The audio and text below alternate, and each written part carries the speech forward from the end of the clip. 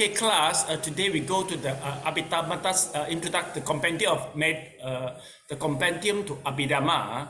So today is the second lesson. So let's take a look.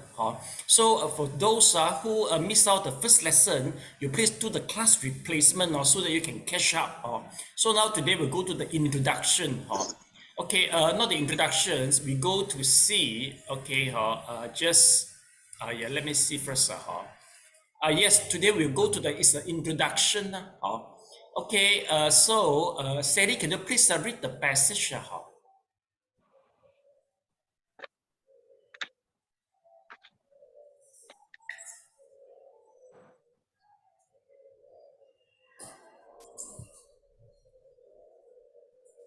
The nucleus of the present book is the medieval compendium of Buddhist philosophy entitled the Abhidhamma-sangaha.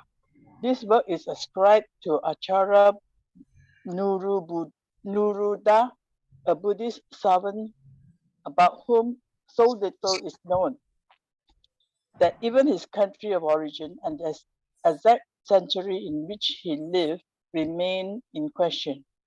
Nevertheless, despite the personal obscurity that surrounds the author, his little manual has become one of the most important and influential textbooks of the Theravada Buddhism. In 9 short chapters occupying about 50 pages in print, the author provides a mastery summary of all that obstructive bodies of Buddhist doctrine called the Abhidhamma. Such is his skill in capturing the essence of that system, in arranging them in a format suitable for easy comprehension, that his work has become the standard primer for Abhidhamma studies throughout Theravada Buddhist countries of South and Southeast Asia. In these countries, particularly in Burma, where the study of Abhidhamma is pursued most assiduously, the Abhidhamma-sangaha is regarded as the indispensable key to unlock this great treasure store of Buddhist wisdom. Okay, thank you so much. Okay, so we highlight the point first.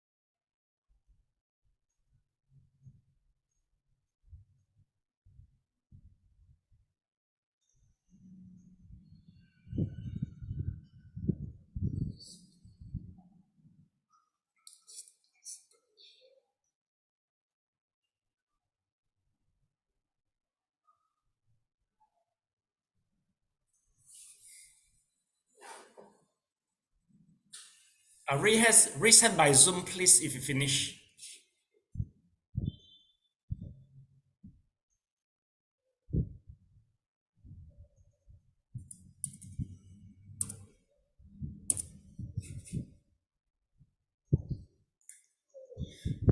Okay, thank you so much, class. So class, let's take a look. Now, the first paragraph, we start the intro. We will see the origin of the Abhidhamma-Sangaha. But class, let's take a look.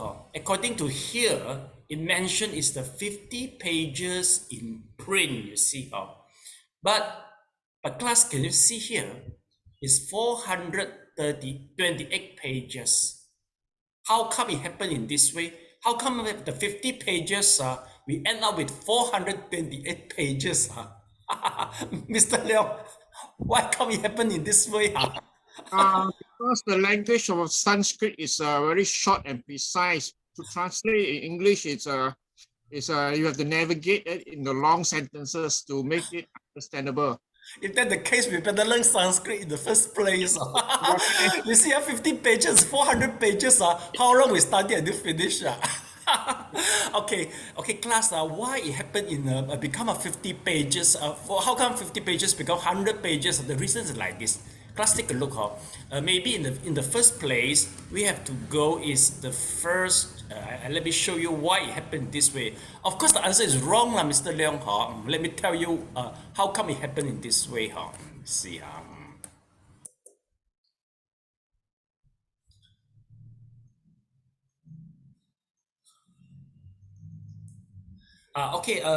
Basically, here let's take a look. Let's see. We come to the chapter number 1. Okay, so chapter number 1 actually is comprises from 2 parts. Number 1 is regarding this: having respectful salute the fully enlightened. This is translated from the Pali here. Okay, then you will see the guide. Okay, basically the guide is comprises from 2 major authors. One is the Sumangala Sami, the rest is the Lady Siado. Okay, meaning to say that we mentioned as we mentioned 50 pages actually is this part only. The guy is the part who make the 50 pages become 400 pages. Mr. Leong, this is the answer. Okay, but without the guide, actually we are not able to understand this because it's too simple already, just 4 sentences only. So we need a guide to further to understand it. And class, just be careful. Just to let you know that this is the author. We call it as Anuruddha. So basically, this part actually is composed from 7 Abhidhamma and also from maybe it will be recomposed from the Abhidhamma. And then actually, how did the author to get this part from? Basically, it's from here. Class, let's take a look. For example, we call it as Pali Canon. So in Pali Canon,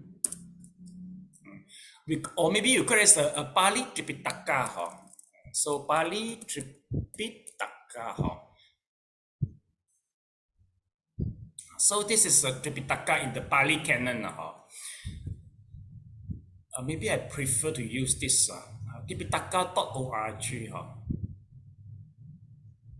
Okay, Pali Tripitaka. So class, let's take a look. Here in let's see. It's not very obvious. Pali Thai dictionary. Okay. So basically, as what we know in the Pali Canon, we will see the Nikaya. Okay, in the first place, let's see. So it is an example standard edition of the Thai Pali Canon. So here we will see Abhidhamma. We will see there's a 3 part. One is a Vinaya Pitaka, second is a Sutta Pitaka, third is the Abhidhamma Pitaka. Basically, Sutta Pitaka they call it as the Nikaya in Theravada in Pali Canon. And then there will be the Abhidhamma. Abhidhamma is the effort from the Buddhist disciple. Mainly is the monk. So the Abhidhamma Pitaka, you can see there's totally about, this is the Abhidhamma Pitaka, let's see. 1, 2, 3, 4, 5, 6, 7. They are all Abhidhamma Pitaka. And then the Sutta Pitaka is the Dikka Nikaya to Kutaka Nikaya. So totally all. Okay, so if okay, yeah, Guan San, okay, if I ask you to finish all of it in order to make yourself understand the Dharma, so what is your response? What do you feel to study all this?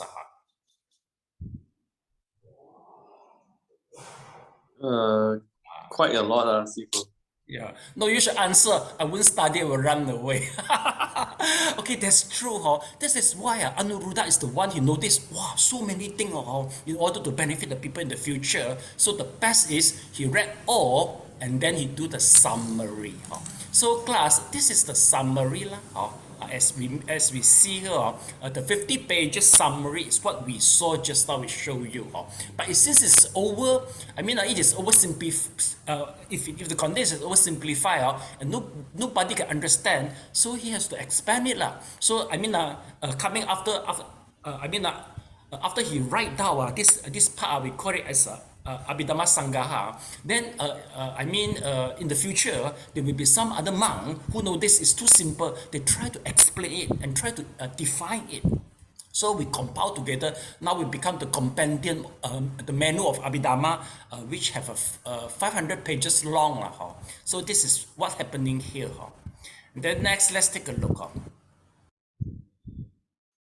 Okay.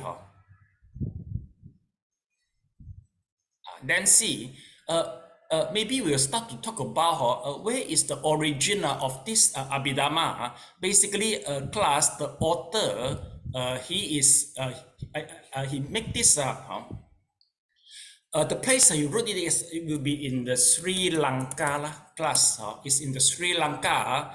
He wrote it, even though according to the text, it says the background for the author is a little bit obscure, but we know actually he is from Sri Lanka, Anuruddha. And even though his background is not very clear, but it ends up that it become very famous, especially in Myanmar. Basically in Myanmar, Abhidhamma is the key, especially is the key for the study, especially for most of the Sramanera in Myanmar. Once you become a Sramanera in Thailand, so the first thing you have to do is to memorize in the Myanmar. The first thing you have to do is to memorize the Abhidhamma. So Sramanera,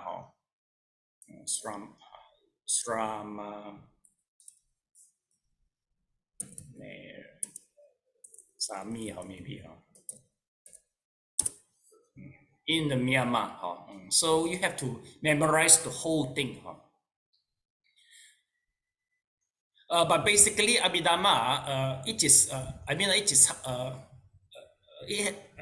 Myanmar they highlight Abhidhamma a lot, but of course, the whole Theravada,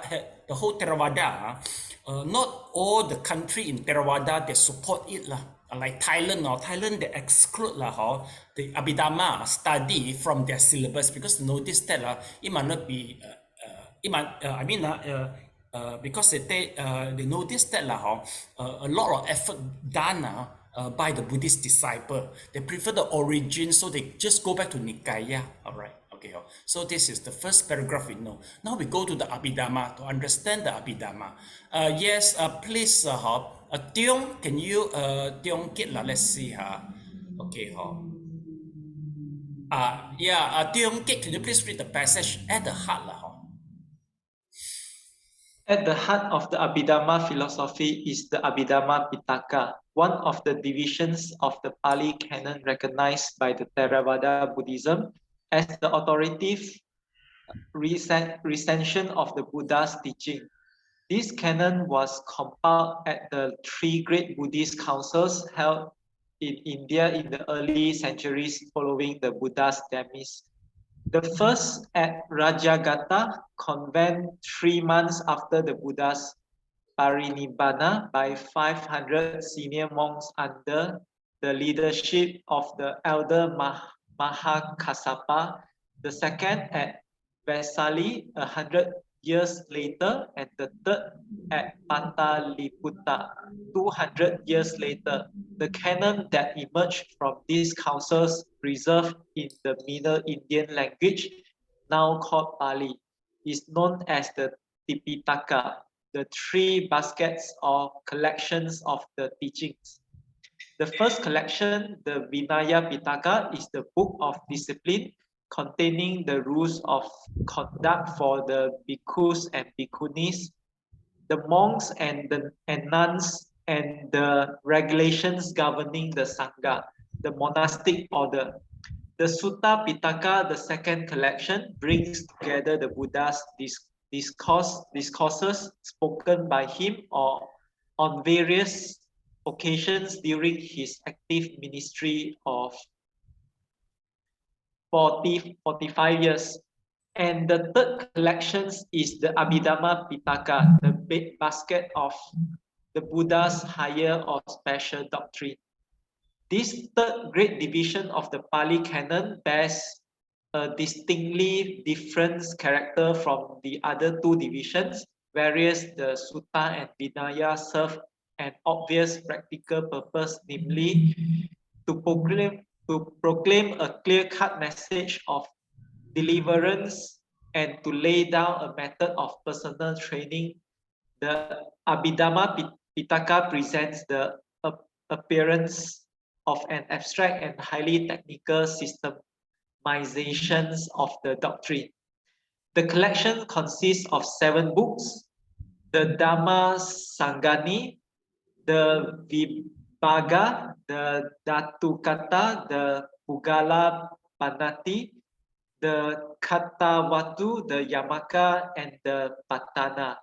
Unlike suttas, they are not records of the discourses and discussions occurring in real-life settings. They are rather a full-blown treatises in which the principles of the doctrine have been methodically organized, minutely defined, and meticulously tabulated and classified.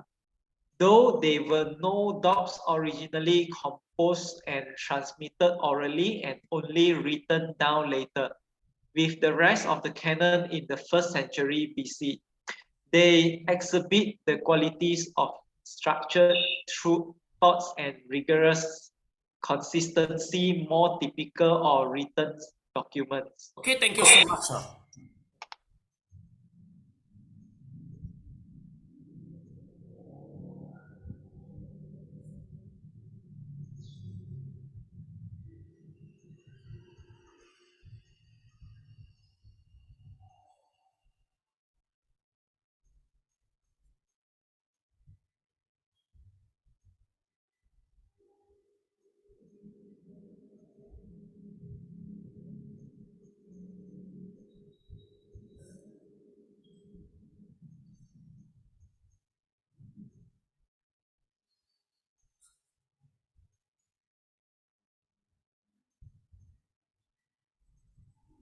Sorry, Asivo, can you make it slightly bigger?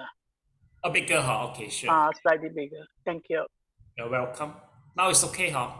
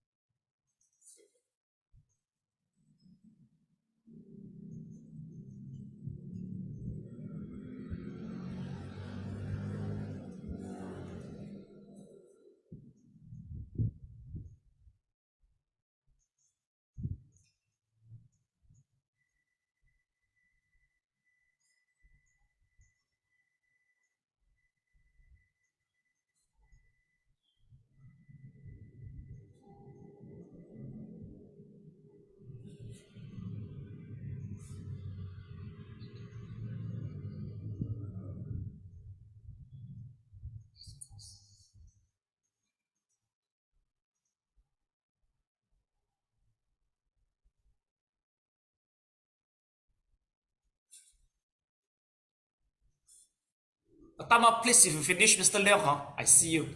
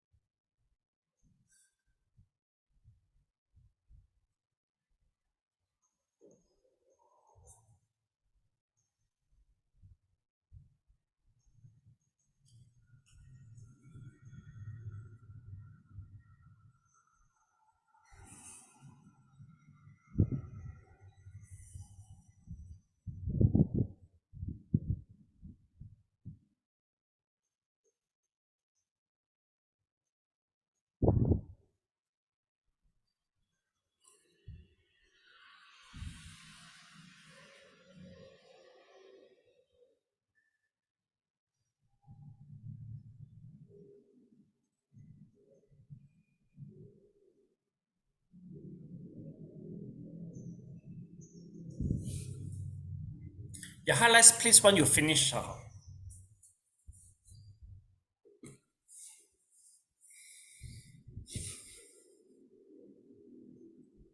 Okay, thank you so much. Okay, class, basically, so once we talk about the abhidhamma, we begin with the three counsel. So let's see. So basically, in India, we got three counsel. Number one is held in the Rajagaha. Rajagil. Rajagaha.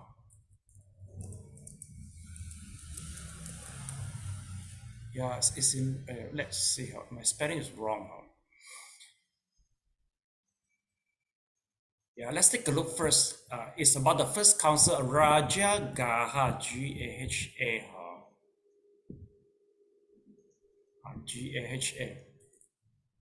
Rajagaha. So this is where is Rajkyu, yes, correct. Then the second council it will be conducted is in the Vaisali. Vaisali.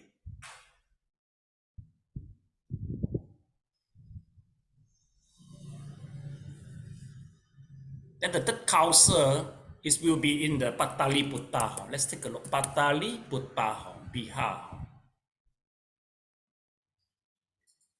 So class basically happened after Buddha Parinibbana. Rajakil Vaisali. Let's see. Pataliputra. It's a Patna. So class, let's take a look. So this is the three council after Buddha Parinibbana. It happens that Kashyapa overheard somebody say that, oh, it is good that Shakyamuni go to Nibbana because they complain that Shakyamuni is the old people keep on lay down the rules and restrict us. So after Kashyapa realized that he noticed that I mean this is very crucial and the Buddhism might be ending if just let it happen this way. So he called up all of the Buddha disciples, especially in the first council, just after 2 months of the Buddha Parinibbana, is in the Rajkyu here. So we start have the in the simple way saying they're having a meeting here we have 500 people, then they will try to recollect whatever Shakyamuni mentioned before, okay, whatever Shakyamuni mentioned before, and then they will start a meeting there. Let's see. Okay, okay, oh my word gone already. Never mind. I see it's somewhere here okay, yeah. This is the first council. Then we'll go to the second council and the third council respectively is in the Vaisali. Class is here. Second is in the Vaisali after 100 years, and the third is in Pataliputta. So after the three of the gathering, we have compiled, okay, basically is the Sutta discourses, Vinaya discourses, and also the Abhidhamma discourses. Basically, Sutta is whatever Buddha have mentioned before. So during the meeting, people will raise up, say, oh, I heard Buddha say so and so. Then the rest of the 499 Arahant, they all agree. So once they all agree, Ananda will try to memorize and everything go to his head. So he will memorize everything. So after the meetings, so meaning to say that Ananda already memorized quite a number of the discourses of what Buddha mentioned before. And then the Vinaya part is Upali. Upali is the one who tried to memorize everything regards to the Vinaya. And at the same time, there will be some Abhidhamma compiled, but who memorized it, we don't know. Then later on, after the third council, this three meeting afterwards, so we will see that it is very fruitful. In Abhidhamma, we will see there will be 7 books of Abhidhamma. There is the Dhamma Sanganing, blah, blah, blah, until to the Patana. And here we mentioned that they are all methodically organized, merely defined. How do we say so? Class, let's take a look. A quick one example for you. Basically, once you see it, maybe you get frightened, and for the Abhidhamma, you will get frightened and notice that well, it looks so profound because it's very systematic, and it seems it's not for the public, to the study. So let's take a look. Let me create an example. The Dhamma Sangani.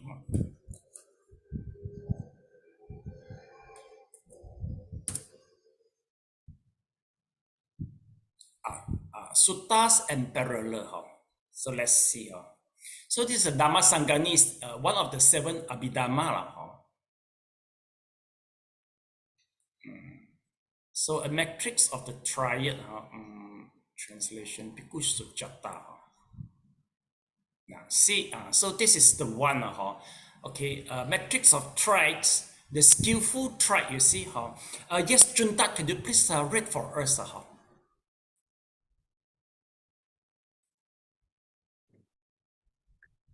Okay, the skillful triad. Phenomena that are skillful, phenomena that are unskillful, phenomena that are undesignated. The feelings triad. Phenomena associated with pleasant feelings, phenomena associated with painful feelings, phenomenal associated with neutral feelings. Okay, thank you so much. Let's take a look. Here meaning to say from skillful, if you interpret, there will be tray, you see. So the things just keep on until to the end, and then from here, we'll go another second one, you see. This is the matrix of the triad. So we see matrix of the dikes. Yeah, Junta, can you please read again also? Roots, how should I speak? Triad. So phenomena that are roots, phenomena that are not roots. The connected with roots, phenomena that are associated with roots, phenomena that are not associated with roots. Okay, thank you so much. Let's take a look and see how.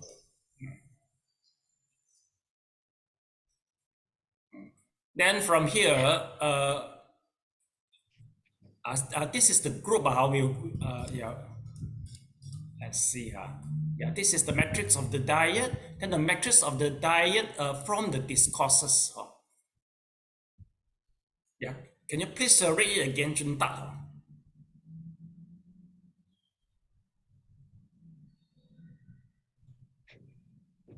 The partake of realization diets. Phenomena that partakes of realization, phenomena that do not partake of realization. The lightnings diets, phenomena that are like lightnings, phenomena that are not like lightnings. Okay, thank you so much. So Junta, what do you think? Do you think it is interesting for you? Not really, right? Okay, so you see, Junta, can you understand why Anuruddha, he noticed that he have to read all this and then rewrite a summary? You see or not? There's a need, right?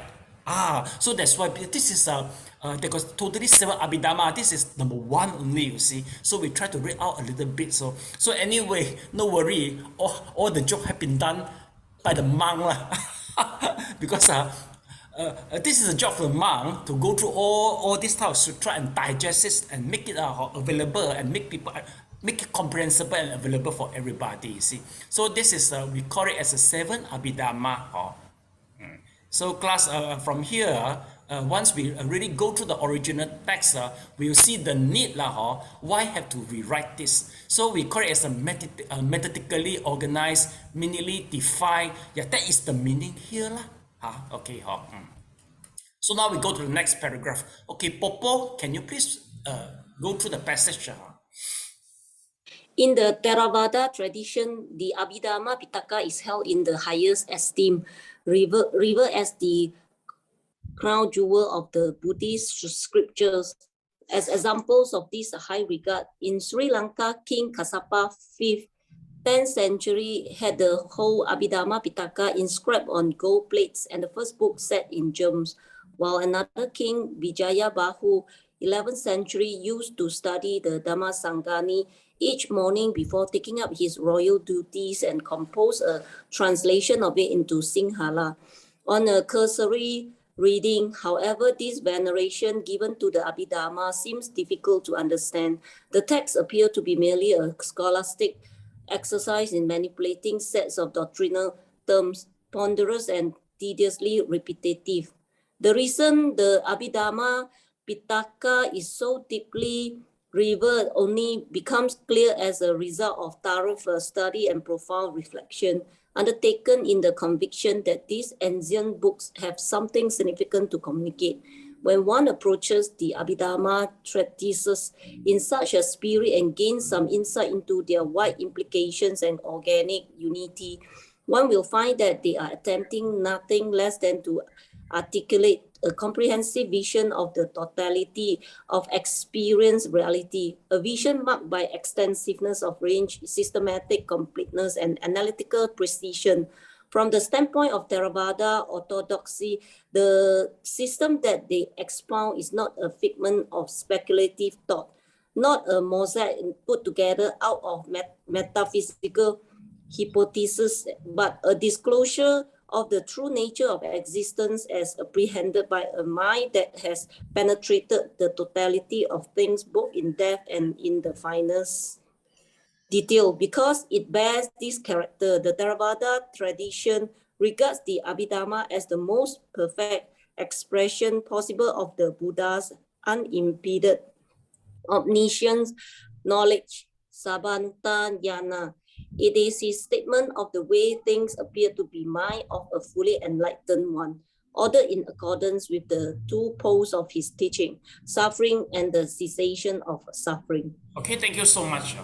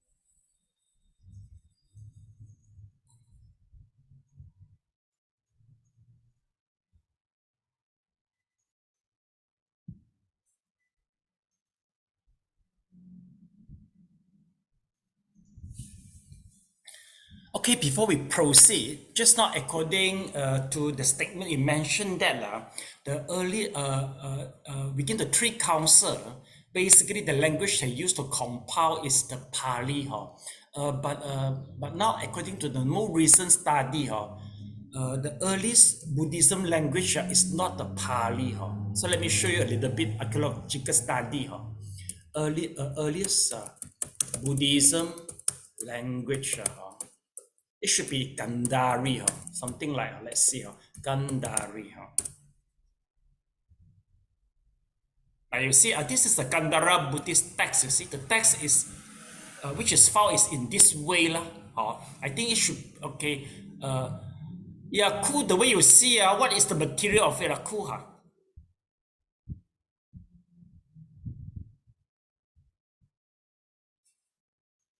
Oh, okay, cool. You are, okay.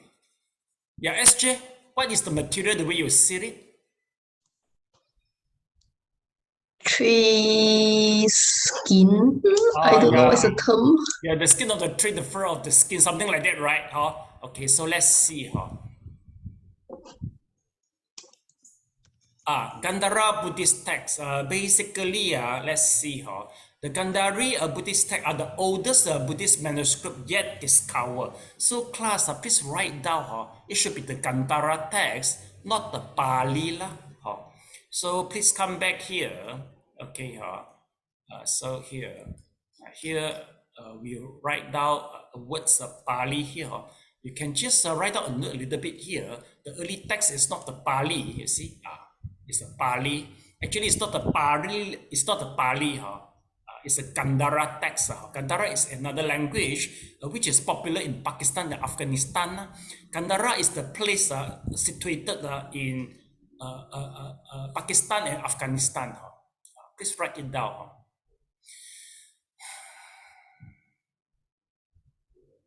Okay, wait.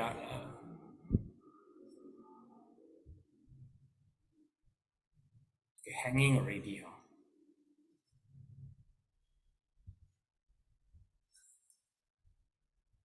SJ, is my Avira obstructing you, the scene? Yes, okay, wait lah. So you try to click your Chrome, maybe it will help to minimize your security scan. What wait lah. It is running. No, you don't click it. You click the background. I mean, you click outside the box. Okay lah. Yeah. Please write down Gandharan Buddhist. So actually, this is the text. Gandhara is the language, is the most early. But basically, class, if you met, I mean the monk from Theravada, if let's say the background is from a very orthodox background, maybe they come from the temple, or they just stay in the monastery, avoid discuss this type of issue for them, because once we say the Gandhara text is more in an academic way, you see. So academic, they will try to find out what is the earliest one. But for the Theravada monk, basically once they understand, once they accept that Pali is the language, then they have a faith to it. Then they will go through the Pali language, and then they will study the sutta wholeheartedly, because Pali is the language from the Shakyamuni. So class, do you get it? So academically, we know it's a Gandhara. So if you want to discuss this type of issue, you have to meet to the right person. Don't simply talk to the more orthodox and traditional monk from Theravada. Yes, Mr. Leong, please.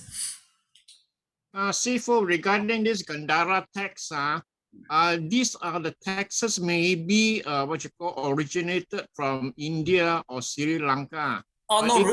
No, Gandhara, actually, Gandhara means the place located in Pakistan and Afghanistan. It's not original from there.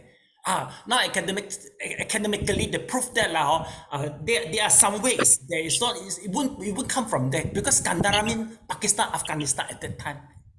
It won't come from there. So Mr. Lau, you can check later on. Okay. So let me go further, just a little bit things only. Okay, so see, class, let's take a look. Okay.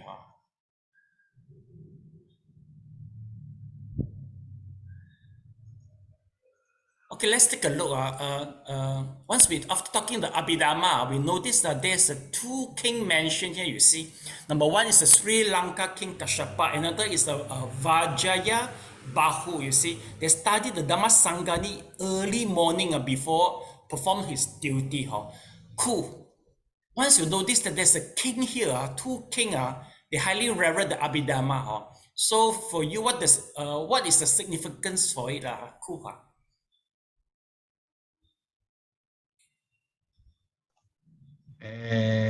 Because their father asked him to do so?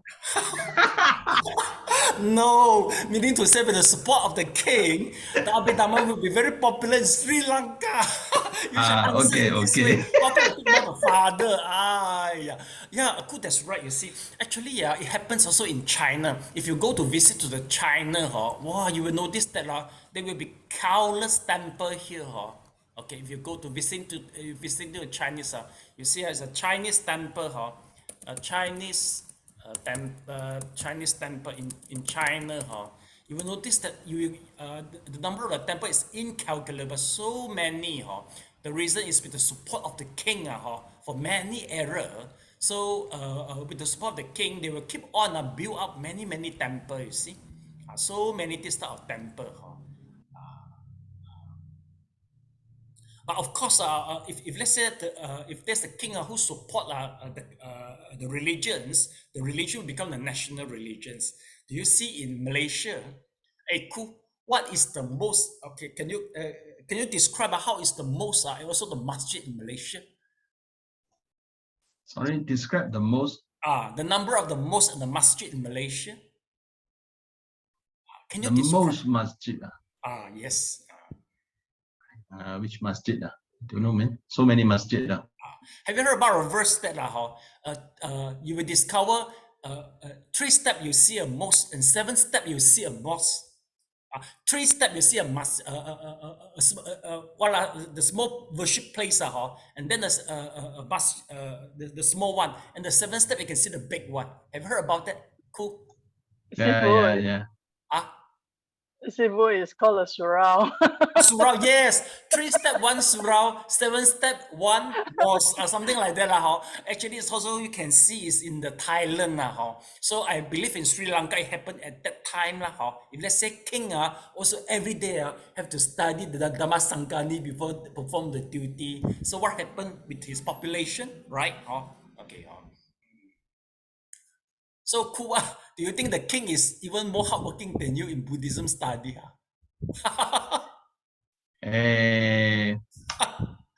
Just put aside religious. If it's under that circumstances, if as a king, like I say, why I put statements that probably is the father who asked him to study, or probably that is a prerequisite for the king to become a king. Before the so-called throne is being passed over to this, you must study every morning before you discharge your duty. Maybe that is part of the deal. So you mean you try to deny the effort of the king in the royal to the Buddhism lah? No.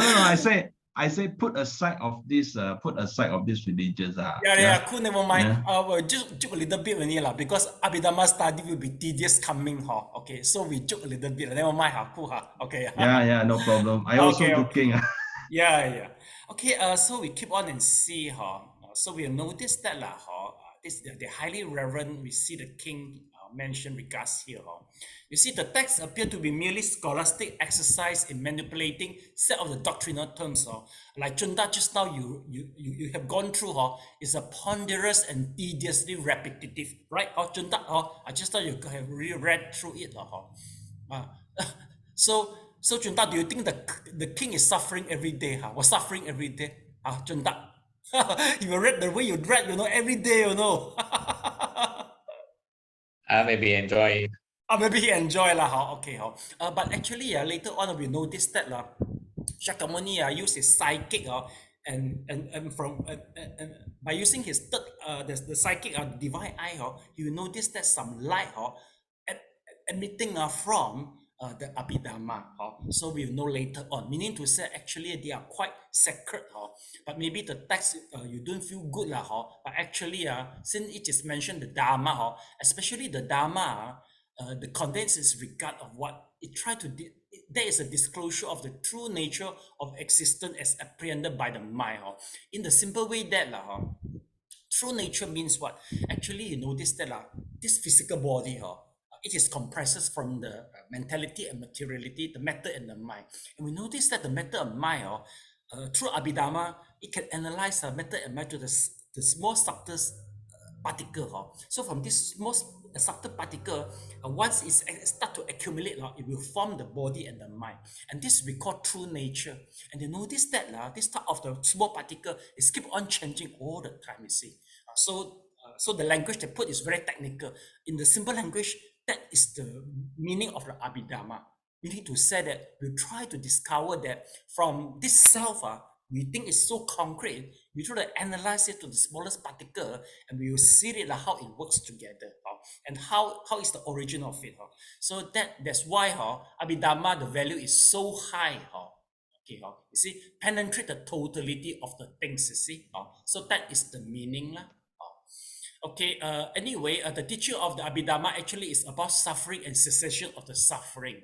But the way I see it, as you read, it goes to, I mean, the manner is very systematic. It looks very repetitive and tedious. The way I see is maybe the monk at that time, they noticed that by arrange the Dharma in this way is the best way to conserve the genuine of the study, and also maybe this is their habitual to put, to sort and segregate the Dharma.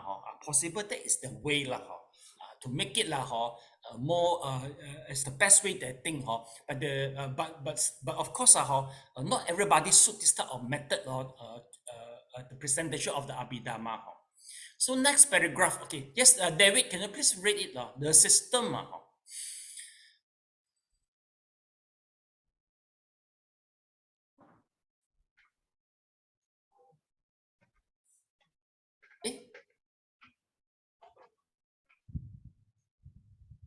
Where is the David Lim already?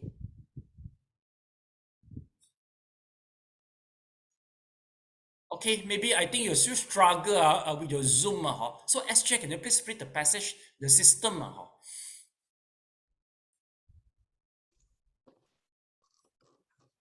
The system that the Abhidhamma-Pitaka articulates is simultaneously a philosophy, a psychology, and an ethics, all integrated into the framework of a program for liberation.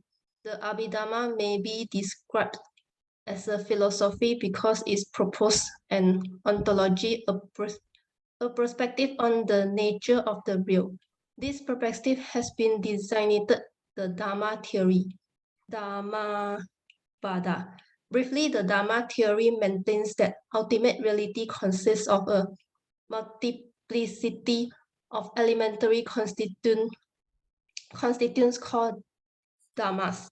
The dhammas are not nominal hidden behind phenomena, not things in themselves as opposed to mere appearances, but the fundamental components of actuality.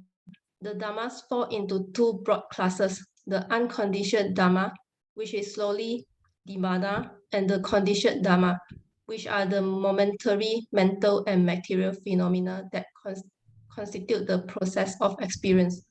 The familiar world of substantial objects and enduring person is, according to the Dharma Theory, a conceptual construct fashioned by the mind out of the raw data provided by the Dhammas. The entities of our everyday frame of reference possess merely a consensual reality derivative upon the foundational stratum of the Dhammas. It is the Dhammas alone that possess ultimate reality, determinate existence from their own side, sarupato, independent of the mind's conceptual processing of the data. Such a conception of the nature of the real seems to be already implicit in the Sutta Pitaka, particularly in the Buddha disquisitions on the aggregates, sense basis, elements, dependent, arising, etc. But it remains there tacitly in the background as the underpinning to the more pragmatically formulated teaching of the suttas.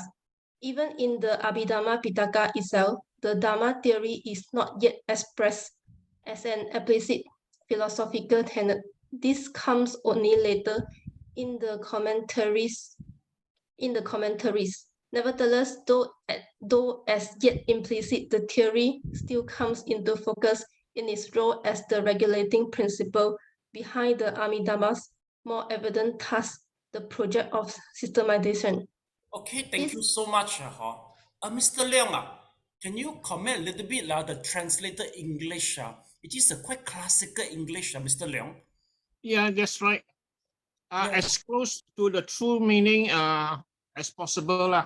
Oh, no, I mean this type of English, it is considered very high standard English.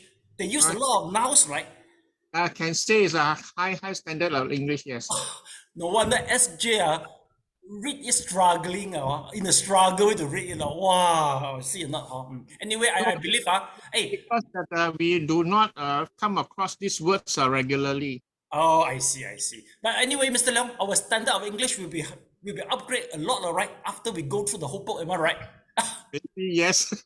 Yes. So we go to take a 1119 exam after the class. Okay.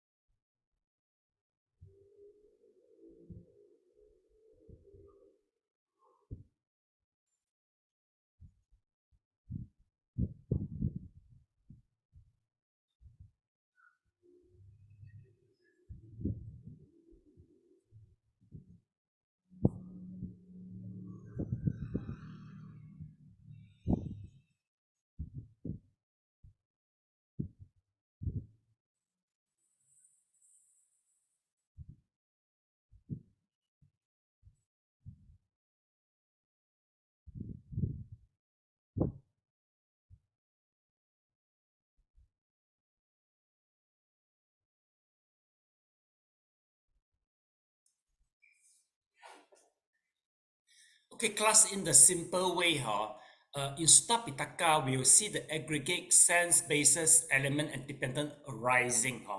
Basically, in Abhidhamma, all of these condensed have been restructured. It comes to what? Number one is the unconditional Dharma and the conditional Dharma, momentary moment and the material phenomena. This is the simple language we put in these ways. So basically, what we mentioned here, in Abhidhamma, we mentioned one word is ultimate reality. Basically, ultimate reality, we mentioned there's a four ultimate reality. Number one is the Nibbana. Okay. Second is the Nama. The third is the Rupa. We call it as a matter and the material, mental and materiality. Or matter, mental and consciousness, or maybe we put it as a consciousness and the matter. Okay, and in consciousness we can see some more is the mental factor. So this we call it as a ultimate reality. The way we see the world, the way we perceive the world, actually, it is not the true one. The way we see it, we are living in a conventional. We are living a world called as a conventional truth. You see here, I see SJ, right? So I call him as a SJ. So the name itself actually is a conventional truth. So I see SJ, a CJ. So I will see the hair. I will see the ear, the skins. Okay, we can say that SJ actually is composed by different part of the body, and then and each part of the body if I try to take it out, for example, the eye, I will notice that in the eye, actually it comprises also from the cell. If I try to analyze it, you see. So meaning to say in Abhidhamma, according to Abhidhamma, if you analyze it to the finest particle, that will be the truth, which is not, I mean, if you're not able to analyze again, the finest particle, they call it as the ultimate truth. But if let's say now, basically, even though we are consist of all this ultimate truth, but basically we are running into conventional truth because it happened that everything exists is in the condition with the combination from all the small particles. So meaning to say that the rules and regulation, now we are staying, we have a time, we have a space, okay, we know what time now, we know where are we. Basically all is a truth, but we call it as a conventional truth. But from the conventional truth, if we try to reveal, there will be some ultimate truth at the behind. So that is the meaning from here. Okay. So but the sentence it put it sounds very difficult. Okay, next we go to the next paragraph. CJ, can you please read through it? Sifu, I'm having some difficulty in viewing your share screen. I think you might need somebody to help you to read. Okay, thank you. Yes, please. Okay. Okay, Mr. Leong, your turn also. This project. This project starts from the premise that to attain the wisdom that know things as they really are, a sharp wedge must be driven between those types of entities that possesses ontologically ultimacy, that is, the dharmas, and those types of entities that exist only as conceptual constructs, but are mistakenly grasped as ultimately real. Proceeding from this distinction, the Abhidhamma posits a fixed number of dharmas as the building blocks of actuality, most of which are drawn from the suttas.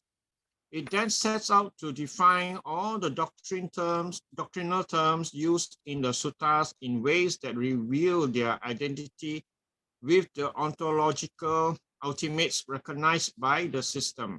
On the basis of these definitions, it exhaustively classifies the dharmas into a net of predetermined categories and modes of relatedness, which highlight their place within the system's structure. And since the system is held to be a true reflection of actuality, this means that the classification pinpoints the point of each dharma within the overall structure of actuality. The Abhidhamma's attempt to comprehend the nature of reality, contrary to that of classical science in the West, does not proceed from the standpoint of a neutral observer looking outwards towards the external world. The primary concern of the Abhidhamma is to understand the nature of experience, and thus the reality on which it focuses is conscious reality, the world as given in experience, comprising both knowledge and the known in the widest sense.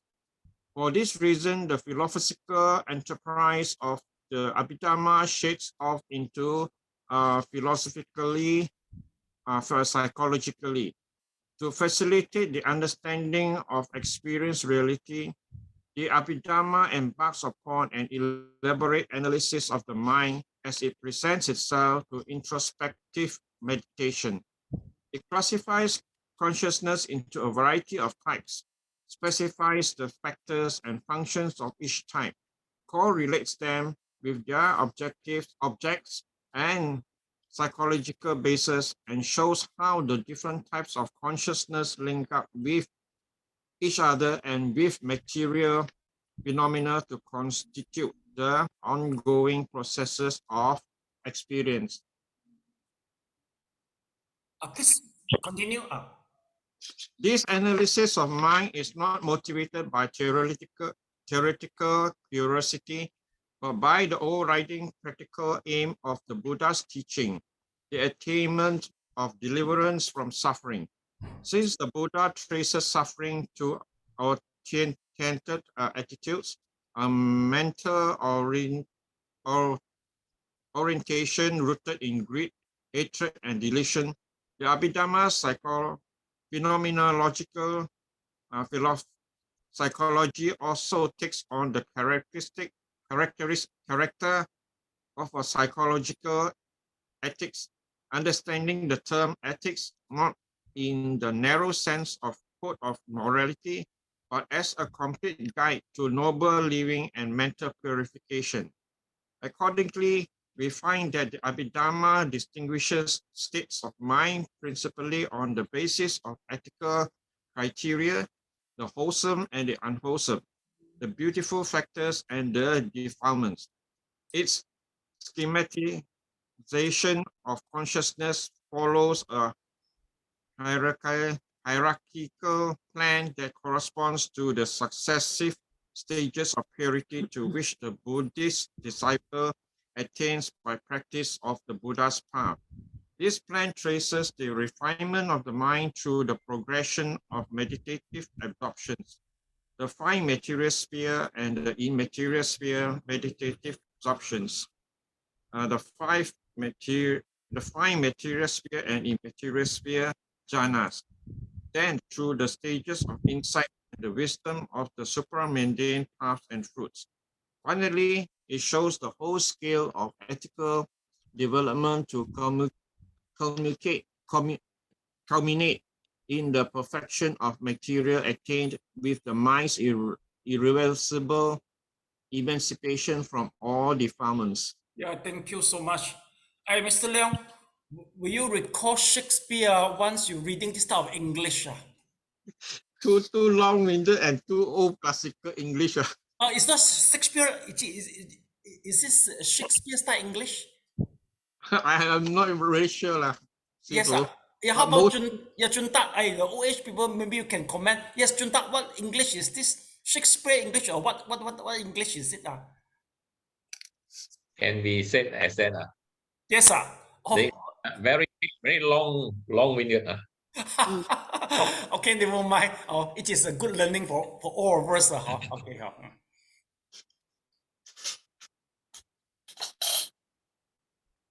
Bhikkhu Bodhi is a Jewish, but he is a migrant to USA in a very early age. So he's the one who write all this type of stuff.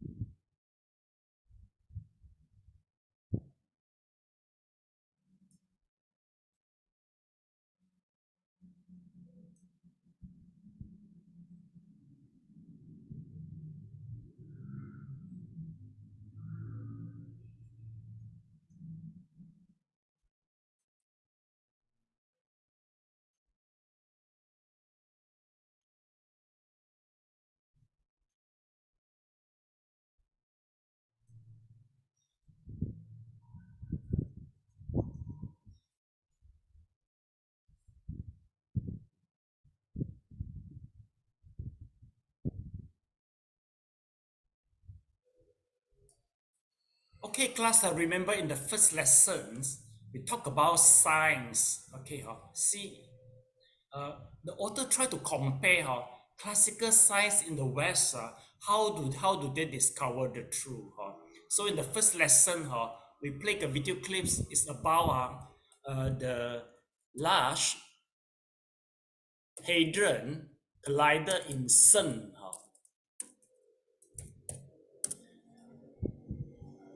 Yeah, class. This is the machine. They spend about $billions. Okay, US dollar, $billions, and it is in the Switzerland. They try to take a round tunnel. Okay, I mean it's about 27 km, and they will try to make the neutron with the speed of the light and make them to collide to each other. So they try to collide to each other. Then once they collide to each other, they're able to see the particles to appear. So this is how the particle, they call it after the collisions. You see, after the collisions, the God particle appear. Higgs boson. Yeah, Higgs boson. Yes, correct. So let's take a look. So this is after the collision. You see, the Higgs boson appeared. You see, it's very interesting. But in Buddhism, we are a little bit different. Basically, the instrument we use is our body.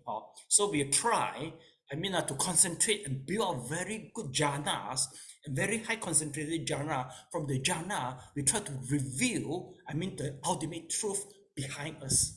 So the author used the word act behind the actuality, behind the reality, all these type of words. So that is the meaning. Then the author, he tried to mention us, actually we'll study later on. He say, by review a different part from our heart, our consciousness, we can see that there will be some essential sphere consciousness, and in essential spheres we categorize as a wholesome and unwholesome. Then also we find that there will be some high level, we call it as the jhana, the jhana consciousness. We call it as material sphere consciousness, 5 material sphere consciousness. So finally, when we try to upgrade, become immaterial sphere consciousness.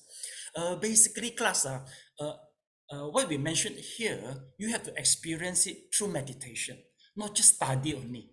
Shakyamuni doesn't discover Nibbana, didn't discover the Nibbana under the body tree through academic study. No, he discovered everything through the meditation only.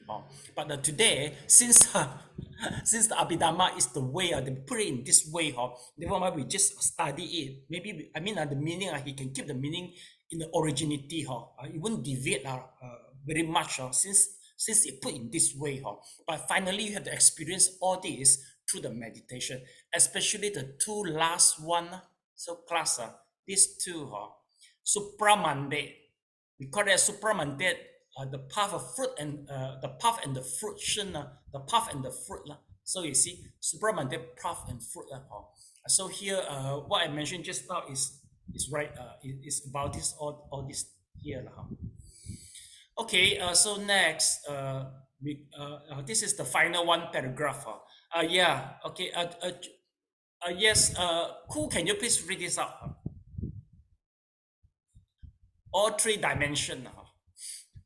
All 3 dimensions of the Abhidhamma, the philosophical, the psychological, and the ethical, derive their final justifications from the cornerstone of the Buddha teaching, the program of liberations announced by the 4th Noble Truth. The ontological survey of Dharma stem from the Buddha injunctions that the Noble Truth of suffering, identified with the world of conditions phenomena as a whole, must be fully understood. The prominence of mental defilements and requisites of enlightenment in its scheme of categories, indicative of its psychological and ethical concern, connects the Abhidhamma to the 2nd and 4th Noble Truth, the origin of suffering and the way leading to its end, and the entire taxonomy of the Dhammas elaborated by the system reaches its consummations in the unconditioned element.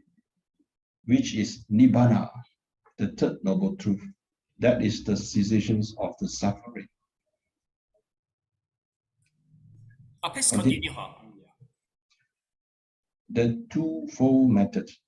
The great Buddhist commentator Acharya Buddhaghosa explained the words abhidhamma as meaning that which exceeds and is distinguished from the Dhamma. The prefix abhi having a sense of preponderance and distinction. The Dhamma here signifying the teachings of the Sutta Pitaka.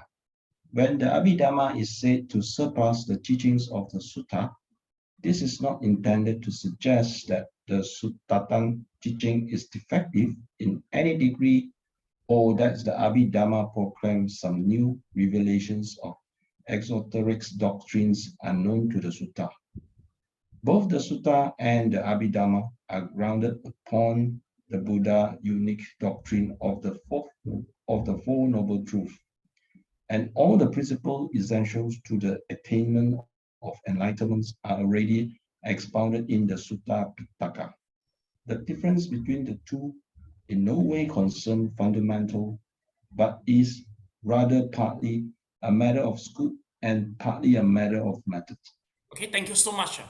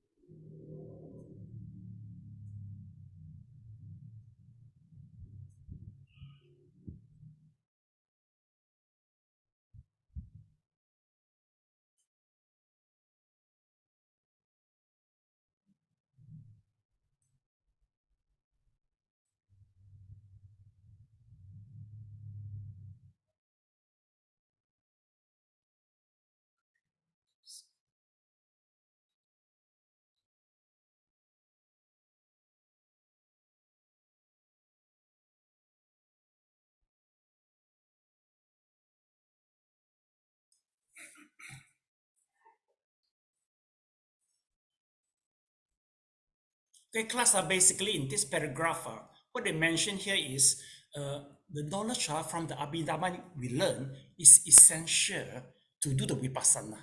Simple way. Because class, as we know, maybe in market, they got so many methods of meditation. Some there will ask you, oh, you no need to study, just meditate will do. But for this tradition, basically they will try to integrate the knowledge of abhidhamma in order to attain, the ultimate truth. So this is we can see from this passage. Basically, now we are still in the introduction. Once we come to the chapter 1, everything is the Four Noble Truths only. And this type of knowledge will lead us to Nibbana. You see. So we come to the twofold method. In twofold method, Acharya Buddhaghosa. So Buddhaghosa, he is an Indian, and I think he migrated to Sri Lanka, and he is he was a Brahmin before, and he is the author of the Visuddhimagga. He compiled the Visuddhimagga, path to purification, and it is so famous and influential to the Theravada country, especially in Myanmar. And here he mentioned, he tried to define abhidhamma. What is abhidhamma? Abhi means what you see is a distinction, okay, and the dhamma means the sutta pitaka. So once we put both together, it seems this is surpasses the teaching of the sutta. But the real meaning, but basically we don't explain it this way, because sutta is the Buddha saying. If you say, oh, this is surpasses it, it looks like arrogant, you see. So basically, we will say that abhidhamma, actually the real meaning behind is the way it put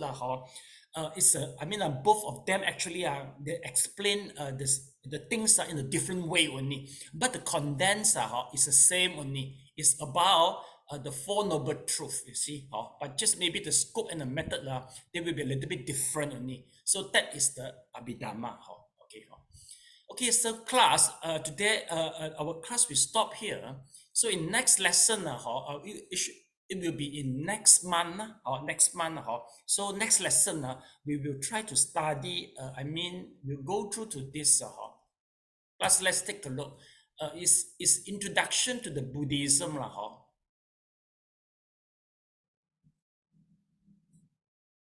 So next week, we'll come to the end, introduction to the Buddhism. It will include the teaching, history, and the practice from Mahayana, from Theravada to Mahayana. So if you go through the syllabus, I think it is maybe from a beginner, but also not. It can be very profound also. Okay, so the third and the fourth Saturday if let's say maybe no harm, you can try for one lesson, see whether this is fit your standard or not. Abhidhamma, you can try to another 8 lesson, see whether you can feel well before you proceed to it. So how about for this, anyone would like to have a try, introduction to the Buddhism? Next week, anyone like to try? Yeah, Mr. Leong, you have registered already. How about the rest? Who haven't registered? Would you like to try? Okay, no response. Okay, so never mind. Okay, you try to consider, if you're interested, I will register you and give you the link. Then you can try a few lessons. So class, in the next lesson, we'll try to finish the 2 method here. The 2 method, we try to finish the two-fold methods, and from the two-fold method, we will continue to the distinctive features of the abhidhamma. So we'll let you know what is the speciality of abhidhamma, and that's why the author tried to compile it to the brief of the abhidhamma and simplify the study. Basically, if you go to meditate, especially in the Pakao tradition in Myanmar, this study of the abhidhamma is the prerequisite. Because if without this knowledge, you are not able to contemplate it. Okay, so class,